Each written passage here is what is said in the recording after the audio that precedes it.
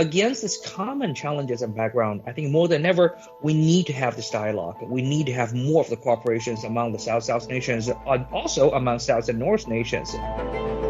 From the perspective of the swift adherence and receptiveness of countries and organizations to join the Global Alliance Against Hunger and Poverty, I can say that the political will is strong for the program to succeed. For the first time, you had the African Union participating as a full member of the G20. And I think for Africa, this is significant that we now have the African Union rightfully represented and at least can bring to the table issues pertaining to the African continent together with South Africa. The Chat Lounge. Chat Lounge. Chat Lounge. The Chat Lounge unpacks views and opinions on hot issues in a more casual way. Welcome to the Chat Lounge. I'm Xu Yawen. Joining me to discuss the G20 summit in Brazil are Professor Qiang, a fellow of the Belt and Road Research Center at Minzu University of China, Yasmin Scali, an independent journalist from Brazil specializing in international relations, and Professor Anil Sooklal, South African High Commissioner to India, Bangladesh, and Nepal. Welcome to the chat. Leaders of the G20 have gathered in Rio de Janeiro this week to address global challenges and promote inclusive growth. They have issued a declaration to address geopolitical, socio-economic, and climate challenges and reaffirmed their commitment to multilateralism and support for reforming the global governance system. Chinese President Xi Jinping attended the meeting and called for building a just world of common development and outlined China's actions for global development. As the host of the G20, Brazilian President Lula da Silva has launched the Global Alliance Against Hunger and Poverty with 148 founding members, including 82 countries, the African Union, the EU, and key international organizations. Professor Xu, how about we start from you? So we know leaders of the G20 have issued a joint declaration addressing hunger, poverty, climate challenges, and global governance. Given the rising global geopolitical tensions we have seen today, what's your assessment of this year's G20? How important is it as a platform to enhance dialogue and action?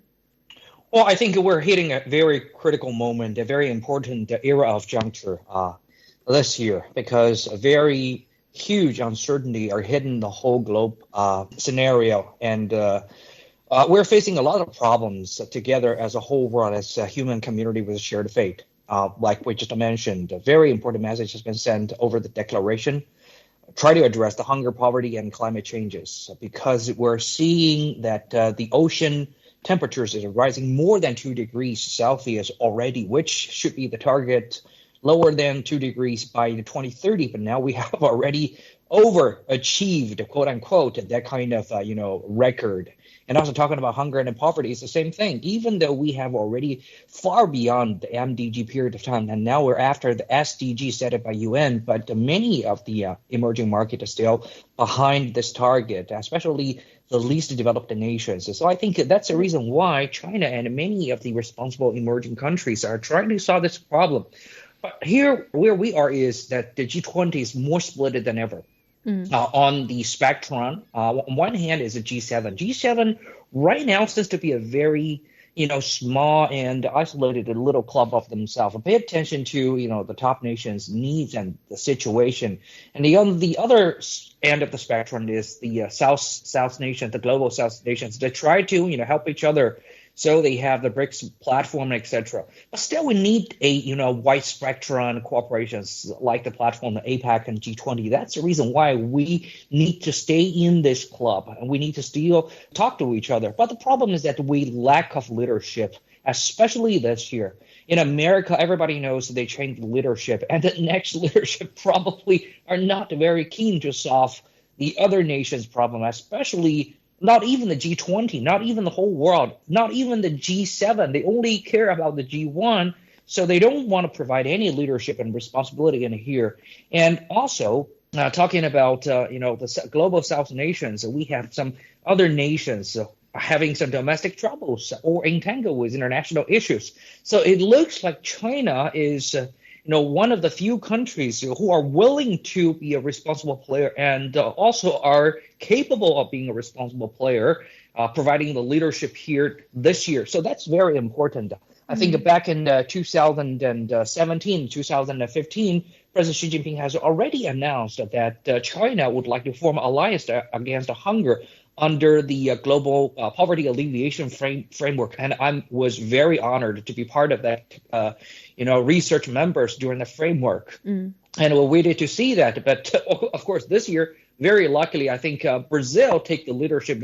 Pioneered this endeavor and issued this hunger and poverty framework. Yes. And also climate change is what China has paid attention to for a very long time. So I think against this common challenges and background, I think more than ever, we need to have this dialogue. We need to have more of the cooperations among the South-South nations, also among South and North nations. So this is where we are in the bigger picture. Professor Sooklal, what do you see as the key achievements of the G20 Rio Summit? I mean, in the context of uncertainty and escalating regional conflicts, what significance does G20 leaders' declaration hold for developing countries, especially for South Africa and other African nations? Thank you. I think the fact that you could have a substantial leaders' declaration out of the Rio Summit is a positive development, especially in this age of uncertainty and an increasingly divided global community that we live in. So the G20 is an important platform that provides an avenue for the global South and the global North, the leading nations of the world from both sides of the North and South, to engage on critical issues.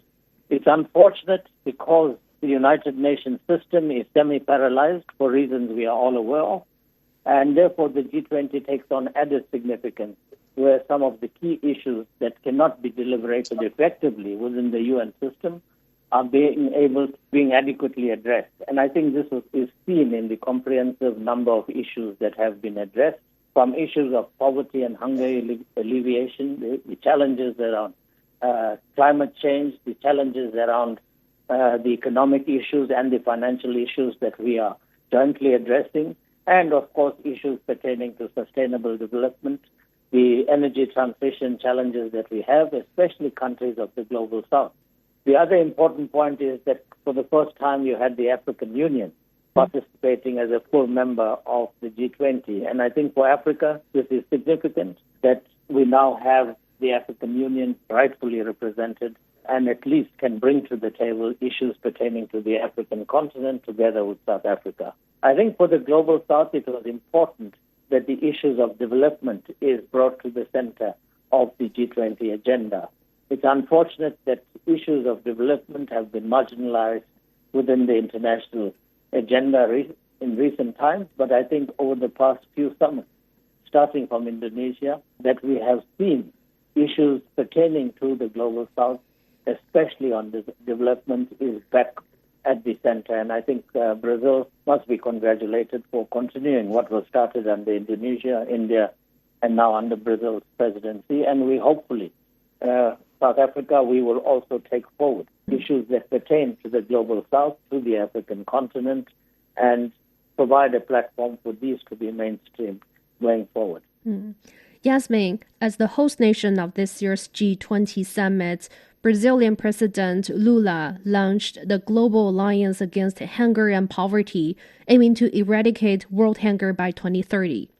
And he said, here I quote, "We're living alongside 733 million people who are still facing undernourishment.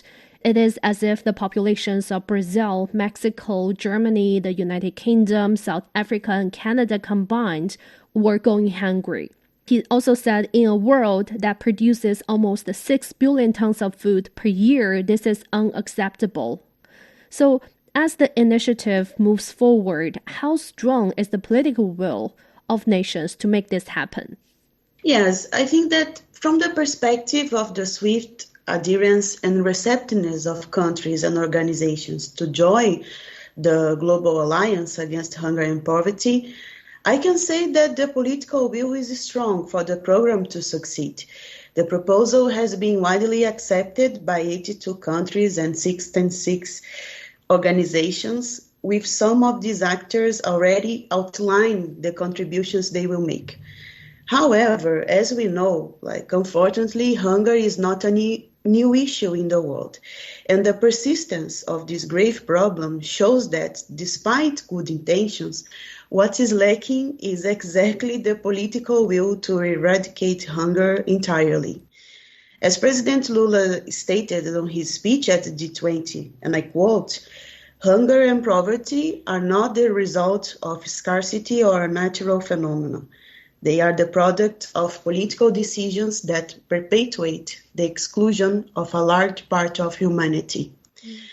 For instance, when we look right now at Sudan, where over 26 million people are facing acute hunger, it is alarming to witness the profound inequality in access to food in this critical and long-term case. And unfortunately also, Sudan is just one of many hunger hotspots worldwide. So in the light of this, the international community must truly address this deeply concerning issue once and for all. But I do believe that this global alliance launched by Brazil at the G20 has shaken the global awareness on this matter and has encouraged nations to demonstrate real political will to tackle it.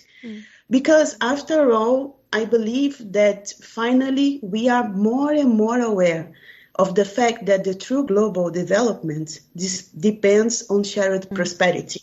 So I do believe that this alliance can renew this feeling that we all should have food, in the world. Professor Xu, Yasmin, she has just mentioned a case in Sudan where people are still suffering from hunger. Actually, according to a recent report released by the World Bank, it says that the UN's goal of ending extreme poverty by 2030 is out of reach. So under this context, what's the significance of launching this initiative, and how urgent is the need for this initiative to address the crisis of hunger and poverty? Well, yes, I think Yasmin just mentioned a very important message in Sudan and in many other places all over the world. And it looks like isolated cases, but actually they're very closely bonded to each other. Not only in Sudan, we've been seeing in Somalia and Eritrea, and also in partial places in the South Africa regions, and also in Latin America. There's a similar situation happening as well as in the South Asians, in Bangladesh, in India. Somewhere a situation can get worse. And also the climate change are contributing to this problem. We've been looking at the small island countries recently have been suffering a lot from the natural disasters and clearly very related, hunger issues or the lack of the harvest. So I think this can be a prevailing problem for many emerging markets, especially for the less developed nations. We have about 7 billion people around the world. Right now, half of the populations are not quite at the very satisfactory food security situation. And among them, I think that there are 1 billion of population on the verge of having the potential hunger or even hunger to die kind of the risks. So this is a major problem we need to face as a whole human being. And I think China has provided a very good, just 20 years ago, when I just participated in the poverty alleviation endeavor in China, we have about 400 million people still living in a not very satisfactory living standard. About 100 million of them actually are living in absolute and extreme poverty. And many of them are still having the food security issues. Hunger, without enough clothes, shelter was a problem back at that time. But I think China has found its own way of solving this kind of problems by education, by technology, dissemination, by government funding, by private sector's participation and engagement. And we use the whole package of policy combos and trying our best to do so. We've been seeing major breakthrough has already been made by 2020 when China at that year eradicated absolute poverty issue. And we, from the root, we cut it out, the hunger issue. So right now, even though China is still not a rich country, but I'm very confident to say in China, hunger especially the lethal kind of the hunger, is not a problem anymore. That is a great achievement of being achieved over the past 4,000 years, and it was in such a large-scale economy with a huge population. And I think very few nations can do that across the whole nationwide. So I think all this experience can be shared and contribute to the world common target of hunger, of poverty, and climate change. And we're doing so because personally I've been participating in many international cooperations in this regard. In the past 5 years, we've been having the programs in Myanmar, in Indonesia, in Pakistan, and Laos, and many countries. We have this kind of agriculture centers, we have education centers, we have public funding centers to help those places to how to raise up the yieldings for plantations, how do you better use the human resources, how to use fertilizer, how to build better dams to fight against the climate change and the flood. So this actually are helping local people, and we've been seeing people smile and putting back their children to school because they don't need that much of the human resources at the farmland. And everything are getting better and better. And now we've been trying to set up a network to help the little island countries fight against the climate change and a related hunger issue. So these are coming more and more. We're going to see more things are happening. And I'm very confident China, Brazil, South Africa, Russia, or other BRICS countries will bond together closely to form this network of knowledge and know-how to help those more countries. The Chat Lounge. The Chat Lounge unpacks views and opinions on hot issues in a more casual way. Professor Sooklal, Professor Xu, he just talked about the methods that Chinese government adopted in order to lift its people out of extreme poverty. So which aspects of China's policy or poverty alleviation methods do you think maybe could inspire countries in Africa to also achieve development and eliminate poverty? And also, President Xi, he said at the summit, if China can make it, other developing countries can also make it too. Do you think that will be the case in Africa? That is absolutely possible. But I think the lesson that we draw from China's experience is China put its people first. It invested in its greatest asset, and that's its people. And I think that's what we need to do in Africa, is to invest in our people. Firstly, to ensure that we have proper health care available to our people, proper education available to our people. They are provided with the right skills and the right education.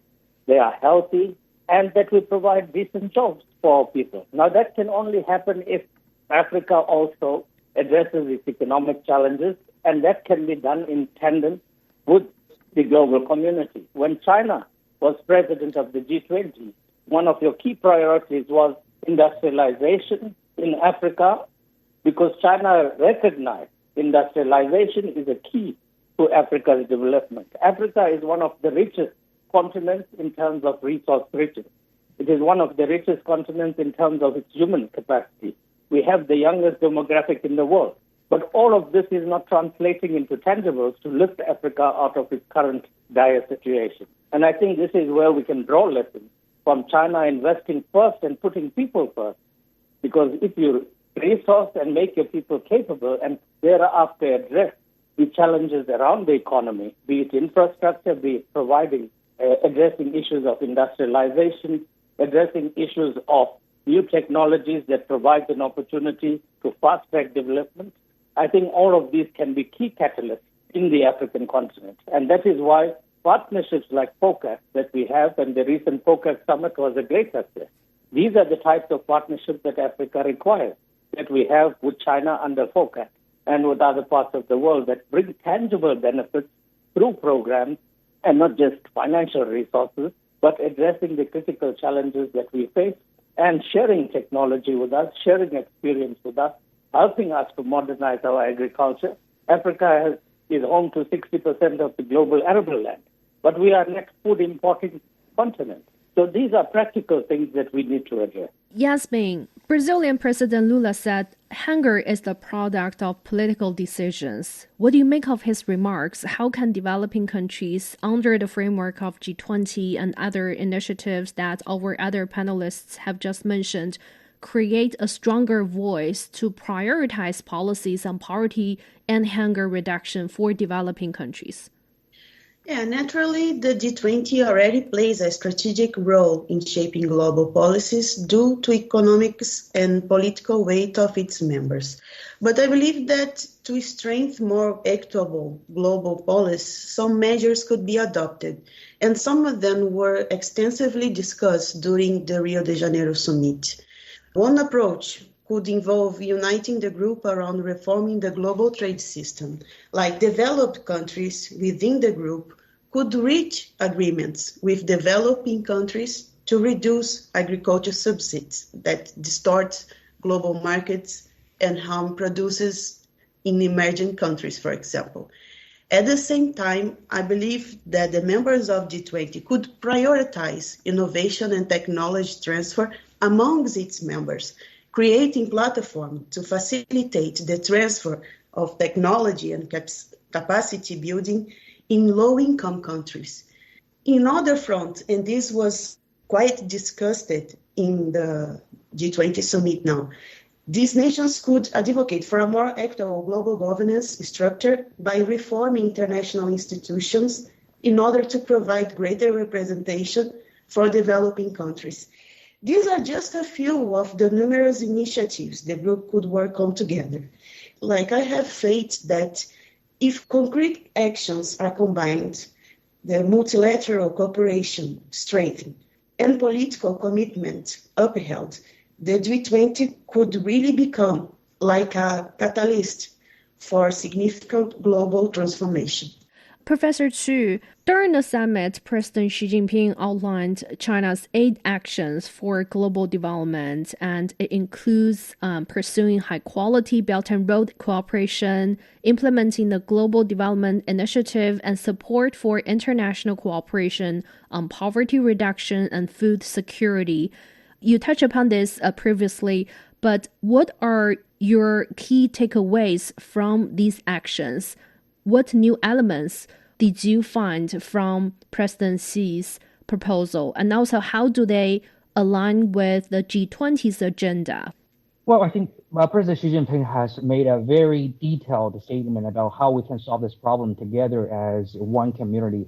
From China's perspective, I think we have a planning of short-term, mid-term, and long-term. A mid-term is that we try to lower the tariff for all the least developed nations unilaterally, 100%, no matter how much of the tariff you charge Chinese products and trade, but we will give you, favorable conditions of zero tariff, which will lower the burden of the local countries when they can sell more of the product into a huge market like China.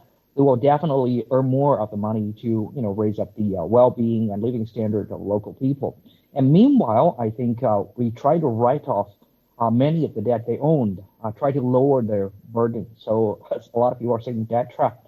I think this lie can just dissolve by itself because China always try to help those least developed nations to face the problems. Even at the most critical moment, China tried to take over this burden by itself. I think this is very responsible and a generous manner and gesture, and indeed will help those least developed nations so they can have more of a foreign exchange to buy, food. A lot of least developed nations, they still need to use U.S. dollar or, other international money to buy food from the international market, especially some small island nations. They do not have enough farmland, so they cannot grow, enough domestically. You have to buy food from the international market, for example, like Sri Lanka.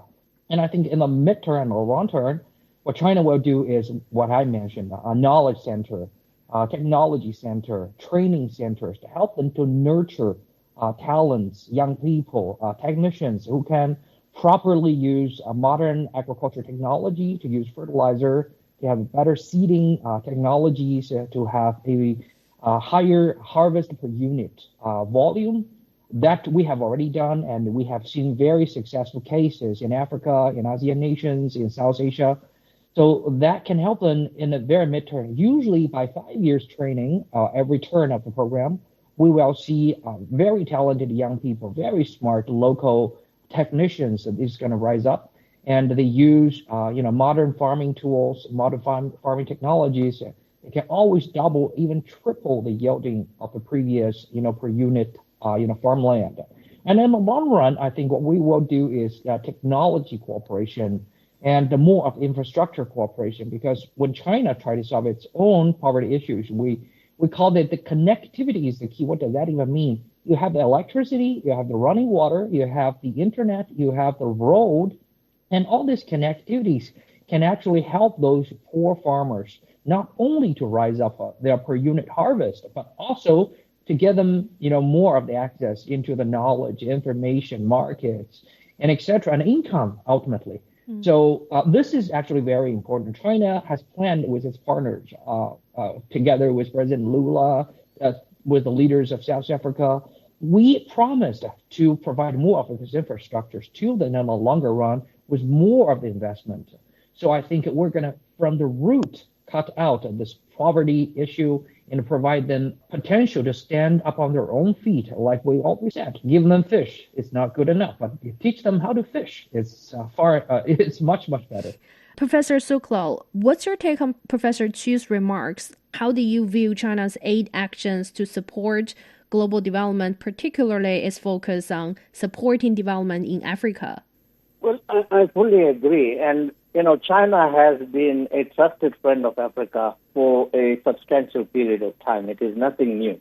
FOCAC was launched way back in 2000, and FOCAC has become a model paradigm of South-South cooperation, where China has used its own experience in working with Africa to address Africa's challenges across the board. And the 8 points mentioned by President Xi also resonate with precisely the 10 points that he raised during FOCAC in terms of assisting Africa and working in partnership with Africa. And I think also the major global initiatives that President Xi has launched in recent times, from the Belt and Road Initiative to the Global Security Initiative, the Global Civilizational Initiative, and the Global Development Initiative. These are all interrelated. They are not compartmentalized as separate streams in addressing the global challenges. And I think what comes out very clearly is the call that came out during the G20, that we are one global community. And that is why way back in 2013, President Xi spoke about building a community of shared future for humanity. And this is precisely what we've seen being echoed again in the G20 declaration from Rio, that we have to work in tandem with each other to address global problems collectively. We can't do it in isolation of each other. Be it the issues pertaining to the global south, the global north, they are common challenges of humanity as a whole. And I believe that the challenges that we face in Africa can only be addressed as a collective, because the Africans, we ourselves have put a paradigm on the table in terms of Agenda 2063, and we have invited our global partners to work with us in addressing these challenges collectively with Africa. And that is why we believe partnership, cooperation, and collaboration is the only way forward that the human community can move in a positive direction. The stratification and divisions that we are seeing in current times, and I think President Xi has spoken repeatedly that we don't want hegemonic tendencies to continue in this world. We want to see a global community where we all respect each other and work in tandem with each other. And I think that is what we'd like to see in terms of Africa working in partnership with the global community. This is Chat Lounge. Let's take a short break. Coming back, we will continue our discussion. Ever wondered what's actually going on in Africa through the perspective of an African? How are things really going between China and Africa? What's the narrative of this relationship? Well, get a perspective with China-Africa Talk. Hear from African diplomats, entrepreneurs, academics, Chinese natives, and more. Get on our wavelength every week to find out what's real with China-Africa Talk. Find us on Apple Podcast, Spotify, Google Podcast, and more. We'll see you there. Welcome back. Let's continue our discussion.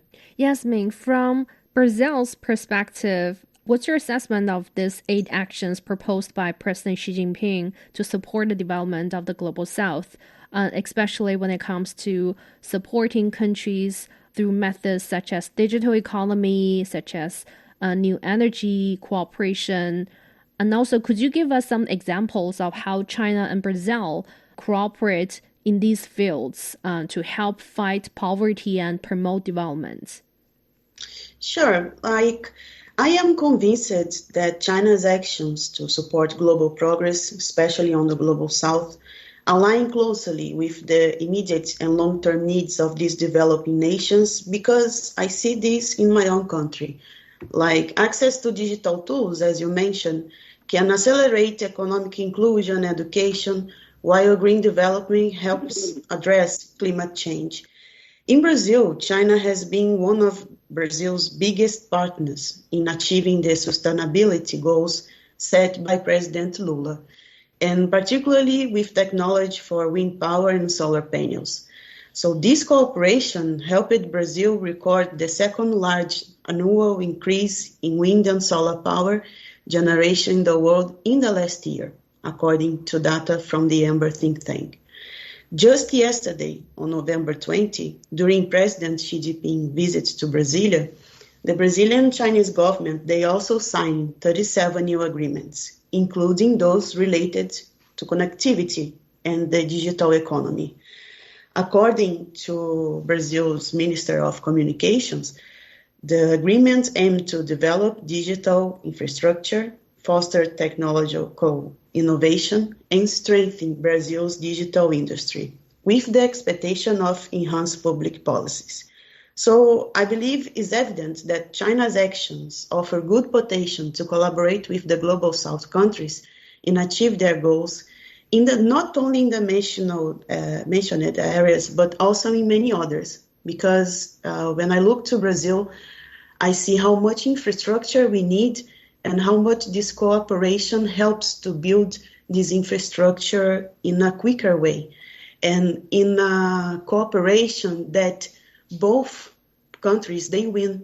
So this is quite important for us, because usually we negotiate in a way that there is some jeopardize for one of the players, and with China is not like this. We are just improve our future and in many areas. Professor Xu, so we have noticed that the call for reform in international institutions and global governance was prominent at the Rio Summit. Why was that? What changes do you think are needed to ensure these institutions better represent the developing countries, the Global South? Well, I think the most important thing is that you have to make sure that we will have enough representatives physically in all kinds of the institute. And I do believe the South nation, the Global South, they have enough talent, have enough brain power, and I think we're smart enough to, form a board, to form an organization, fully represent our own interest and where we're going. And secondly is that, a working mechanism needs to be built on transparent mutual respect and fairness and those kind of the ground basis to make sure that we have a rule-based, negotiation-based, discussion-based, and a very transparent system that we have. And certainly we will have a, benefit sharing and stake sharing kind of a mechanism to make sure everybody can put their wisdom, everybody can put their strengths into the courses that we are after together. But meanwhile, we're going to share the benefit together according to how much we just put it in. But of course, we're going to have some favorable beneficiaries. For example, the least developed nations. We're going to make them the largest beneficiaries about our common effort.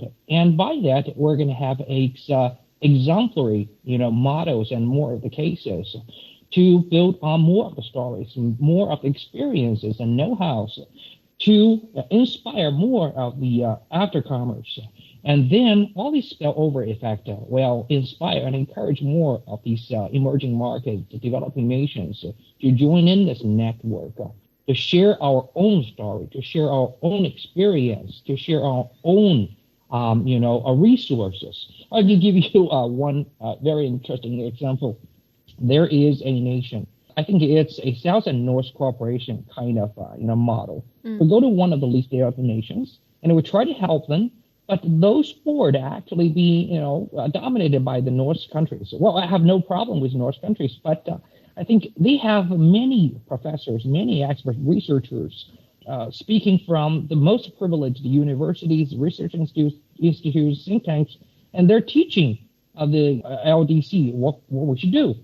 After 3 years and millions of dollars of spending, and they get one result. Okay, these villages probably need a road because even though we give them cars, minivans, but still it takes them 3 days to get into the nearest market to sell their food and the crops. And that is the result they get. And in China, we have experienced that because we used to be poor, and we know what does that mean to be poor, and how can we solve these problems from a lack of resources, standing ground. So we have the kind of a so-called poor people's thinking mind. And we understand how we can switch the role and change the situation by walking in other people's shoes. So I think this is very important. So our wisdom, our representative, and our resources together to form our network, that can make sure those institutes can have a well-functioning potential. Professor Sooklal, Africa's representation in global governance remains limited, but the good news, as you previously mentioned, is that the African Union joining the G20 as a permanent member last year. So what changes do you see or expect to see in the future to enlarge the continent's voice in shaping global economic and political decisions? Well, I think the positive dimension of the Leaders' Summit from Rio is the strong language pertaining to the reform of the global governance institutions. I think that's a very positive development, especially the call to action by the G20 on global governance reform. And I think that has to constantly be on the mainstream of G20 agenda because we, as is contained in the declaration, the current global architecture does not reflect the reality of the 21st century. As the Secretary General himself has repeatedly stated, even at last year's BRICS Summit in Johannesburg, with the current makeup of the United Nations system, including the Security Council, is archaic, outdated, and it's a paralyzed system. I think it is important that there must be a transformative reform of the global governance architecture, including not just the United Nations system, but the Bretton Woods institution, as well as our financial, economic institutions and other global multilateral institutions that are still very lopsided in terms of representation and in terms of weightage and in terms of decision-making that favors one part of the world. For Africa, we have been repeatedly stating that it's a great injustice that 1.4 billion people, 54 sovereign nations, have no representation on the Security Council, and we have repeatedly been calling for this to be addressed. Likewise, Latin America is in the same situation. So I think after almost 80 years since the founding of the United Nations system, it's long overdue that this structure is reformed and transformed to reflect the new reality of the world today. And it's unfortunate that the intergovernmental negotiations in New York has basically made no progress in almost 2 decades since it has been convened. And again, this shows that there is no serious appetite to comprehensively address and create a more equitable global architecture where countries of the global south are equally represented and also have an equal voice and an equal say on issues of global matter. It can't be left into the hands of a few select nations. I think this is what we have been saying as Africa, and I think the global south as a collective have been calling for the reform of the current global architecture. And one of the important things, and I think this is where the BRICS and countries of the global south have been very strong, is that we need to protect the centrality of multilateralism. Increasing use of unilateral measures by certain countries undermines the United Nations Charter, the purpose and principles of the Charter, undermines international respect for international law. And these are issues that we must safeguard and strengthen going forward. So for Africa, a comprehensive reform of the multilateral architecture is something that we have been repeatedly calling for, and we are hoping that there will be some movement going forward. Yasmin, Professor Sooklal, he mentioned BRICS. Actually, today our panelists represents China, Brazil, and South Africa, which are nations of BRICS mechanism. Their cooperation within the bloc has been pivotal in recent years. So, in your view, how can BRICS cooperation maybe complement the G20 agenda to enlarge the voices of developing countries? This is an interesting question because from the moment that the last G20 presidencies since 2022 have been held by partners countries or members of the BRICS, respectively Indonesia, India, Brazil, and now in 2025 South Africa, this shows that there is a natural synergy between these blocs. And actually this topic covers your previous questions when you asked about how countries from the global south within the G20 can create a stronger voice for fairer global policies. Because, see, one of the answers to this question is precisely boost the relation of G20 with other groups such as BRICS, the African Union, and the G77 in order to start with more inclusive policies. When this cooperation between these alliances, and especially a dialogue between them, a fluid dialogue, which can face the growing polarized direction that the world is taking, this organization, they become strong and they also can empower multilateralism. So one idea for this complement that you asked could be an interaction between the working groups that take place during the rotating presidencies of the BRICS and the G20, for example. It would be somehow a third front that comes from both groups with the goals of both working together. These groups could have a common space for exchanges and dialogues, meaning the agendas would gain an even greater sense of continuity.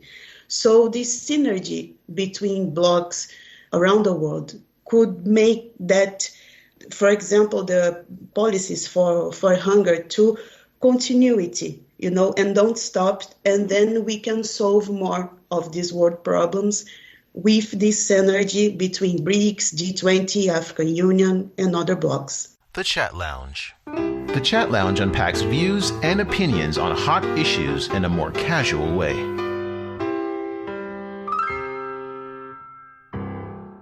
Professor Xu, we know within the G20, there are countries from the global south. There are also countries from the global north. How can G20 maintain its focus on multilateralism and shared development goals? Because the rise of the global south are obviously making some countries in the global north worried about how this might reshape the global order.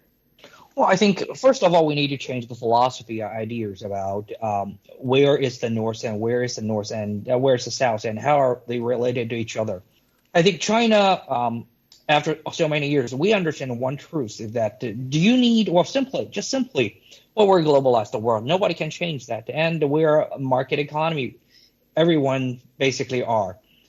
So in the market economy and a globalized world, do you want a chaotic at war and poor neighbors? Or do you want rich, peaceful neighbors who can, buy your products or provide you, services, tourism, and or, all kinds of the immigrants and etc. So I think China understands only with peaceful friends, peaceful neighbors, rich partners, and we can circulate with our economy. We can have a very stable international supply chain, and everybody can be prosperous eventually. This is a new round of the globalization and a modernization, and modern economy's meaning of it. It's not like First World War, Second World War. It's a either you or me world. It's the kind of the Cold War kind of the mindset, but this is a brand new world right now. So we need to understand that this is a new world is coming. So I think many North countries, the G7 nations, they still are trapped in the previous kind of thinking. They think this is the developing world is a dead weight.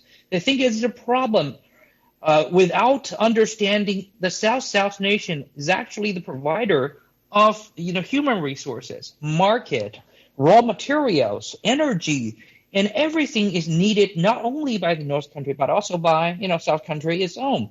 So we are a human community with shared fate. I don't know how many times I need to say that, but I truly hope they can understand that truth. And after realizing that, we will find out the current problem for everyone is temporary. It's because I think the technology breakthrough is slowing down. So new industry emerges slower than the past 20 years, which is like a rocket speed development. So everybody can earn lots of money, especially the North nations. So they like that kind of the globalization where they can have the largest pie. Well, this time they try to still keep the position, not by making a bigger pie, but by grabbing more pie existing. So this kind of a mindset also is problematic. The right way to do so is that we partner with each other. In the North and the South, rich and poor, everybody pour our wisdom and resource together, try to find a new potential area, try to make new breakthrough in the technology, and try to nurture new markets. For example, uplifting the infrastructure levels in the developing nations, help those nations trapped in poverty and the foreign purchasing power, improve the international climate environment, and those can ultimately, in the long run, help everyone, including the North nations. And only by understanding that and put away those old and trapped, obsolete mind of thinking, and put aside all these extreme, right-wing politics, and then we can face the future and work together as a whole. So I think this is what we need actually. And I think when the South nations, under the platform of BRICS, and also under the informal non-binding platform like APEC are showing more and more vitality. And I think North nations will understand. I think European Union are understanding it. I think Germany, France, Italy, they try to cooperate with South nations more and more because they realized that, well, if they want to overcome the aging problem, they want to overcome the inflation problems and overcome the energy supply security issues, they need South nations. And this is just a beginning. And if you just want to put your own country first and only your country first, I think more of the consequences can be seen, and that can be a very teachable moment. Professor Sooklal, what do you make of Professor Xu's remarks? Do you think countries from the global north should adjust their mindset towards to how they treat countries from the global south? Well, I think it's important that there's a mindset change. Because you have had countries of the global north dominating the global agenda setting and decision making, and because of the rise of the global south, the top tier has changed. In 1975, when the G7, at that stage it was G6, was formed, they were amongst the largest economies in the world, and they got together as an exclusive club. And they met almost for the past 50 years now that it's been in existence. For the major part of that period, they determined what was in the best interest of all of us. And yet they didn't even make up 10% of the global community. The global south makes up over 85% of humanity. The world has changed dramatically. China is today the second largest global economy. India, fifth largest. Russia, about seventh or so. Brazil is in the top 10. So here you have now your top 10 global economies, a large number of countries from the global south that are continuing to grow at a faster pace. If you look at global growth today is powered by India and China in the main. You are seeing negative growth in some European economies. The European Union is growing under 1.5%. Most European economies are growing at 0.5 to 1.5%. The USA's economy is growing under 3%. But global growth is now coming from the global south in the main. I think the anxiety that is being experienced by the global north is about them losing power. And power in every sense of the word, not just economic power, because their economies are shrinking. The BRICS economies are bigger than the G7 economy today. So when your economies are more powerful, you have a more powerful voice on the global stage. But they are not making space for the new players on the global front from the global south. And I think this is why you have tensions arising, because of the selfish attitude of the global hegemons that want to still continue behaving as global hegemons. I think gone are the days of unilateralism, gone are the days of a unipolar world.